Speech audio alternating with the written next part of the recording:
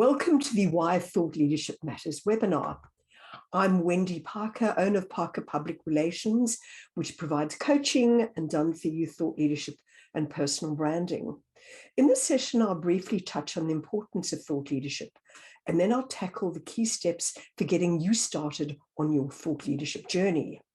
But firstly, what exactly is a thought leader?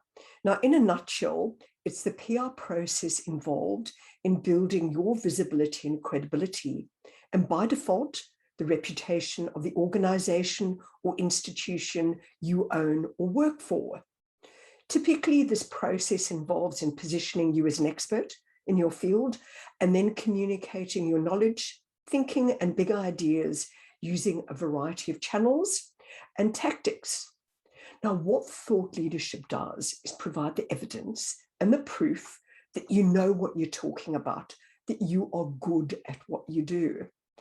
Now, before I get down to the nitty-gritty of this presentation, let's take a look at two Australians who are truly nailing their thought leadership. The first is Josh Bornstein, who's principal lawyer at Maurice Blackburn. He's one of the country's leading employment and industrial relations lawyers. He's also the director of the economic think tank, the Australia Institute. Why does Josh's thought leadership work? For starters, he's easy to find online. Google his name and it pops up multiple times, and what is said about him positions him strongly as an expert in his niche.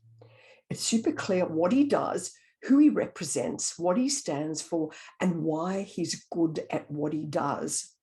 Secondly, Josh is a terrific communicator. He's a prolific tweeter, a regular on the talk circuit, and often in the media. He even has his own personal website. Thirdly, Josh stays on topic. He doesn't ramble on about any and everything. He sticks to his subject, which is employment and industrial relations. Now, my next example is organizational psychologist and business owner, Dr. Amantha Imber from Inventium. So why does Amantha's thought leadership work? Well, like Josh, key her name into Google and she's everywhere. And what's said about her positions her strongly as an expert in innovation and productivity. She's also a highly effective communicator. Her thoughts have appeared in Harvard Business Review, Forbes, and Fast Company magazine. She's also the author of 2 best-selling books and host of How I Work podcast. Here she interviews some of the world's most successful people about their habits and rituals and strategies for optimizing their day. Now, what Josh and Amanda have in common, in fact, what all effective thought leaders have in common, is that they have deep experience in the area of expertise. They're well-informed, knowledgeable, and are constantly pushing the barriers. They understand the needs of their customers and their community. They know what the issues are. And more importantly, they know how to fix them. They have the answers, or they find their answers.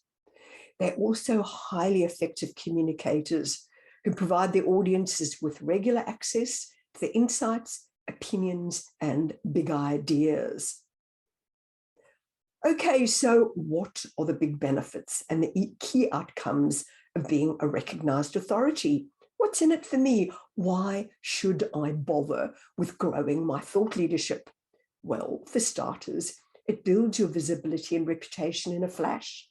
If you're out there frequently providing useful information, people trust you, your credibility grows, and by default, so does that of your organization. People want to do business or have dealings with experts who know what they're talking about. They want to know that they are in safe hands. In fact, research shows that clients are most likely to work with an organization whose specialist staff are proven experts. Now, being a visible authority also gives you much greater access to the media, which is always on the lookout for people who can provide expert commentary for stories or are great talent for interviews. Similarly, conference organizers are more likely to invite you to headline a conference or be a speaker if you are a known expert. And finally, being visible makes you much more attractive to boards, employers, and headhunters. Companies want to employ informed people who are problem solvers, have fresh ideas, and who are innovative and inventive. In fact, in the US and increasingly in Australia, key leadership and subject matter expert positions are being filled by candidates who are known for their thought leadership. Okay, so you know that thought leadership is good for business and is excellent for future career prospects. But where do you begin? What's involved? Start with your strategy. I can't stress how important this is. It helps you get super clear what you should be doing and gives you a plan and a blueprint for moving forward. Now, in the next few slides, I'm going to walk through the key steps required to develop your strategy. Step 1, get clear on your target audience. Who are you trying to sell or influence? Your audience typically would include your ideal customer or clients, key referral partners, the media, conference organizers, and anyone else who could have an impact on your future success. So when it comes to your ideal audience, do get laser sharp on exactly who they are. Drill down to the industry they come from, where they're located geographically, even down to the job title and the role they hold. Do some research on your target audience. Pay special attention to their challenges and any key concerns they may have. Having this vital information at your fingertips enables you to position yourself as an expert that addresses their issues. It also informs your content moving forward, ensuring that you are the one who's answering your clients' questions and addressing the critical gaps in their knowledge. Step 3, get clear on your niche or topic area, as this will drive what you will be talking and writing about moving forward. If you're currently a subject expert, professional, or academic in a specific area, say IT, security, climate change, or industrial law, this will influence what your topic area will be. It wouldn't make sense to talk or write about something that bears little resemblance to what you're doing on a daily basis. That said, your niche could be a subset of your area of expertise or affiliated with it in some way. For example, I'm a PR expert, providing the full gamut of communications. However, my thought leadership is primarily about thought leadership and personal branding. Now, the big benefit of going narrow is that it allows you to truly master your topic area, providing your audiences with much greater value. Ultimately, your niche should be about something you know a lot about, you're qualified to pass opinion on, is relevant to your target audience, and something that you are passionate about. Step 4, determine which tactics and communications channels you'll use. Typically, these would include social media, publications, blogs, trade journals, public speaking, podcasts, videos, white papers, webinars, business books, even your personal website. However, your choice of tactics should be determined by what your clients or your community are consuming. Where are they going for the information, their ideas, and the inspiration? For example, my clients are primarily B2B professionals and businesses, so my platform of choice is LinkedIn. My clients also consume professional publications, so this is where I target a lot of my media releases and specialist articles. I go where my clients are. Step 5, your content. What should you talk and write about? What kinds of stories should you be telling? Now, most importantly, your content must be valuable, useful, and insightful to your key audience. It should address their pain points and the gaps in their knowledge. It should forecast trends, provide guidance, and educate, alert people to issues in the external environment, provide tips and answer questions, even explain difficult concepts or provide clarity on issues which are often misunderstood. Bottom line, your content should address issues that matter most to your audience. Okay, you've completed your thought leadership strategy. What next? Build your online presence. What I mean by this is that if people key your name into Google or another search engine, it will automatically pop up, not just once, but several times.